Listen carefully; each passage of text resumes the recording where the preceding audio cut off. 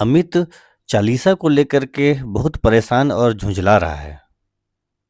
आखिर चालीसा में इतना सारा नियम कानून क्यों है? उपवास करो, नियमों का पालन करो, यही सबसे वो परेशान है। एक दिन फादर थॉमस के साथ वो बैठा हुआ था, चर्च के एक बगीचा के पास में। तो उसने पूछा, फादर, यह लेंट के 40 दिन कितने कठिन है ना? ना पसंदीदा खाना खा सकते हैं, ना सोशल मीडिया चला पा रहे हैं, बस त्याग और परहेज। क्या जीवन जीने का यही सही तरीका है? क्या ईश्वर हमें दुखी देखना चाहते हैं? फादर मुस्कुराकर बोलते हैं, अमित, लेंट का मतलब खुद को सजा देना नहीं है, बल्कि खुद को साफ करना है। तुम्हें एक कहानी सुनाता हूँ, चलो।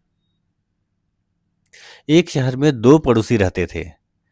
एक का नाम समीर था और दूसरा का जॉन।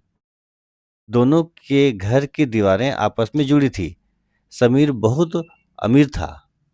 उसने अपने घर की खिड़कियों पर महंगे गहरे रंग के मखमली पर्दे लगा रखे थे, ताकि बाहर की धूल अंदर न आए।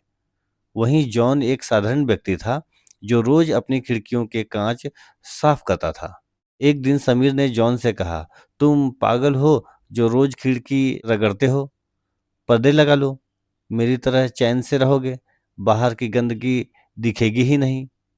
कुछ महीनों बाद शहर में एक भव्य प्रकाश उत्सव यानी फेस्टिवल ऑफ लाइट्स आयोजन हुआ। समीर अपने घर के अंदर बैठा रहा। उसने पर्दे नहीं हटाए, क्योंकि उसे डर था कि बाहर का शोर और धूल उसके कीमती सामान को खराब कर देंगे। उसे अंधेरे में ही रात बितानी पड़ी। लेकिन जॉन ने अपनी साफ खिड़कियों से उस अद्भुत रोशनी का आनंद लिया। सूरज की पहली किरण से लेकर चांद की चांदनी तक उसके घर को रोशन कर रही थी।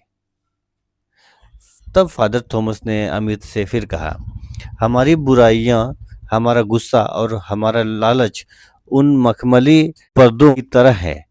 हमें लगता है कि ये हमें सुरक्षित रख रहे हैं, लेकिन असल में ये ईश्वर की कृपा और जीवन की असली खुशी को आनंद आने से रोक रहे हैं।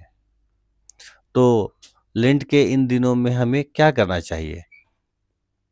फादर ने कहा, उपवास, प्रार्थना और दान देना चाहिए। मतलब उपवास क्यों?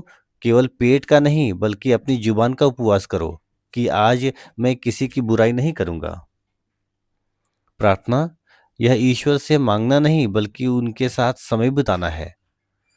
और दान, केवल पैसा देना नहीं, बल्कि अपना समय और क्षमा देना है। जीवन जीने का सही तरीका यह नहीं है कि हम क्या छोड़ रहे हैं, बल्कि यह है कि क्या हम बन रहे हैं। लेंट हमें सिखाता है कि जब हम अपने अहंकार की दीवारें गिराते हैं, तभी प्रेम की खिड़कियां खुलती हैं। त्याग बोझ नहीं, निवेश है। बाहरी नियमों से ज्यादा जरूरी है मन की शुद्धि, क्षमा और प्रेम। एक अच्छा जीवन वही है जो दूसरों के काम आए। और त्याग बोझ नहीं, निवेश है।